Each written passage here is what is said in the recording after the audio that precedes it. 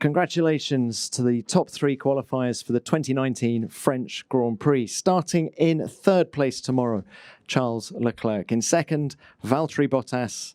And taking his third pole of 2019 and the 86th pole position of his career, Lewis Hamilton. Well, Lewis, both of your laps in Q3 were good enough for pole position. Can you just describe the challenges of that session to us? Yeah, well, we're all working our butts off out there. You hear me? Yeah. Yeah, it was obviously it's very, very hot here. The track is up at 50, nearly 55, nearly 60 degrees. So, but it's still challenging with these tires, making sure you optimize and get everything out of the tires. We've just been chipping away at improving the setup of the car, and bit by bit, qualifying was when it was at its best. So really great performance there, and I think just generally the guys are really great at the timing and everything, and getting us out in the right window. I don't know if people watching realize how important getting out at the right time is, and positioning on track is everything. And then, yeah, I think through Q1 and Q2, I think Valtteri just had the edge, and I was still dialing in the car. And once I got to Q3, I knew where I had to find the time, and it's just about going and doing it. And the first lap was fantastic. Really, really happy with it. However, I knew that it was still relatively close, and I needed to find some more areas which I can improve. And so went out for that second run, and I mean the second run was, I was on for one of the best laps that I've done for a long time, and it's crazy because it never gets old, it never gets easier, and it's always such a challenge, regardless of what position you're battling for. And so I was up, I think, 4.5 tenths coming into second to last corner, and it's really gusty out there, and I think I just lost the back end partly through that, or maybe going too quick. But nonetheless, really, really happy. And if anything, it gets harder and harder to get these poles. Valtteri's been doing some epic laps throughout practice and qualifying through these first races, and the Ferraris have obviously been there on our tail. Obviously a bit of a bigger gap today, but I'm still thinking the race is going to be a close battle. So really grateful to be where I am. Your pole time is 1.7 seconds faster than last year. How much of that's car? How much of that's new track surface, do you think? The new track surface for sure definitely helps. I think the cars obviously have evolved. It's an evolution of last year's car, so it is continuously getting better. Last year when we were here, we had a solid package, but the changes that we made from last year's faults have just made it better this weekend. And yeah, I think, and ultimately I think I drove here last year. Wasn't the first time I've been here, but first time I raced here. So coming here, you have that knowledge, so you naturally improve your understanding of where you can push and when you're not. So I don't know what percentage it is, but I think it's an improvement all round. And again, in the team's performance of how we've dialed in the car and how we've delivered through the session is also improved this year. So that's why we're such a strong team, because we're on all elements. We're firing on all cylinders. Well done, Lewis.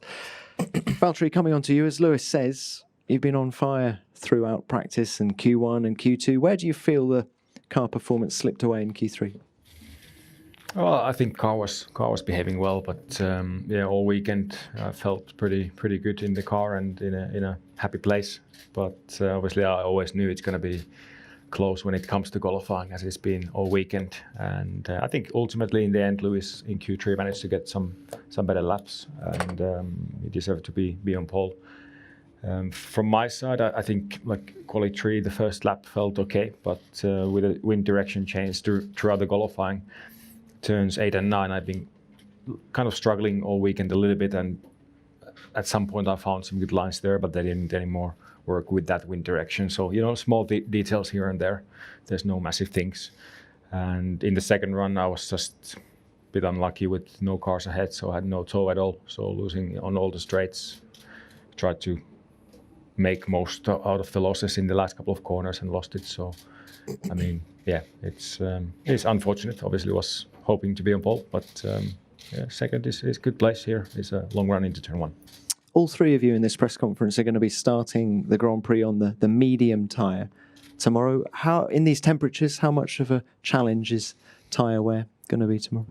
If we would be on the soft tire, it would be a big challenge. So I think with the medium, actually, even though if it's warmer, based on what we felt yesterday, is pretty robust. So yeah, and all cars at the front are on the same tire, so no big drama there. Okay. Thank you, Valtteri. Charles, coming on to you. Great performance by you all weekend. How confident were you coming into qualifying today?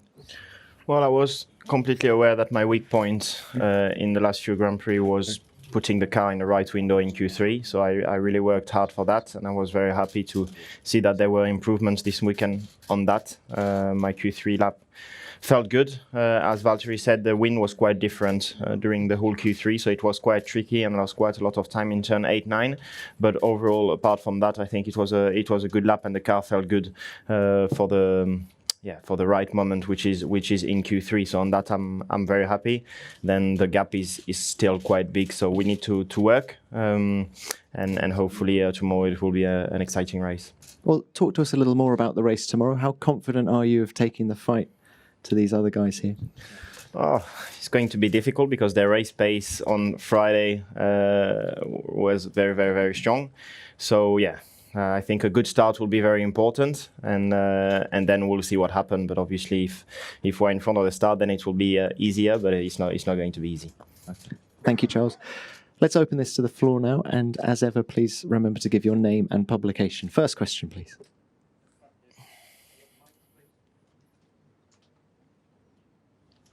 Scott Mitchell from Autosport.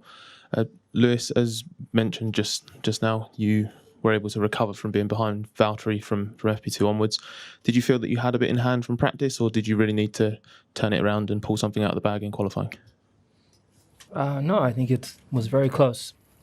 It was very close throughout practice, and as you saw at the beginning of qualifying, we were within half a tenth or 0.06 between us. And I definitely didn't feel like I had something extra just sitting there. But there was just areas to improve, and I knew where they were, and I just hadn't done them yet. So what was most important is I did them on my first lap of Q3, which is obviously the most important one. And then the second lap was also even more in that direction, but unfortunately lost a lot of portion of the time, but still improved nonetheless. And but yeah, I think Valtteri's we've had our cars are very, very similar in setup, and so we kind of always push towards the same direction, which is really good for the team.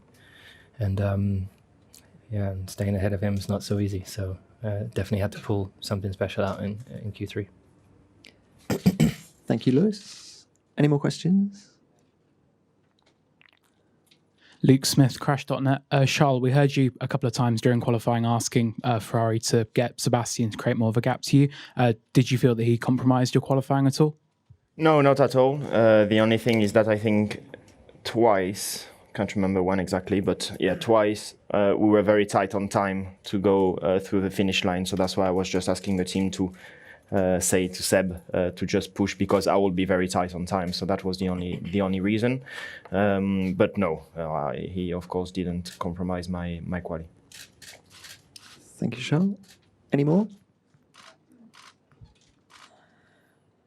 Thank you. Ben Hunt from The Sun. Lewis, do you feel untouchable at the moment? You're kind of crushing it out there. I just wondered how you feel every time you get in the car. Is it a close fight? You keep saying it is, but when we're looking at the timesheets, you just keep delivering. I definitely don't feel untouchable. I've never have felt that way. I mean, I do feel strong, but each weekend I come in and feel that I'm starting on the right foot. Valtteri goes and puts in bloody good laps every time.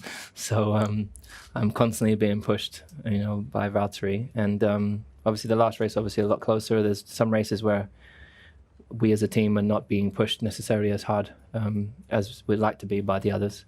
But nonetheless, still there's the battle within us. It's, if you look at a lot of the races, it's been half a tenth to 10th and a half between Valtteri and I. So still have my work cut out, still have to perform, still have to deliver. So the work ethic is exactly the same, and the stress is just exactly the same as if we were fighting the Ferraris or,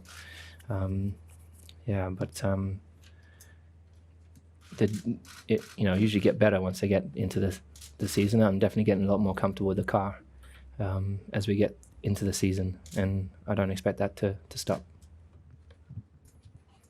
Thank you, Lewis. Next question, please. Joe van Buurik, Racing News 365. A question to Charles. Would you say there's a specific area in which you are lacking compared to Mercedes, or is it just general pace?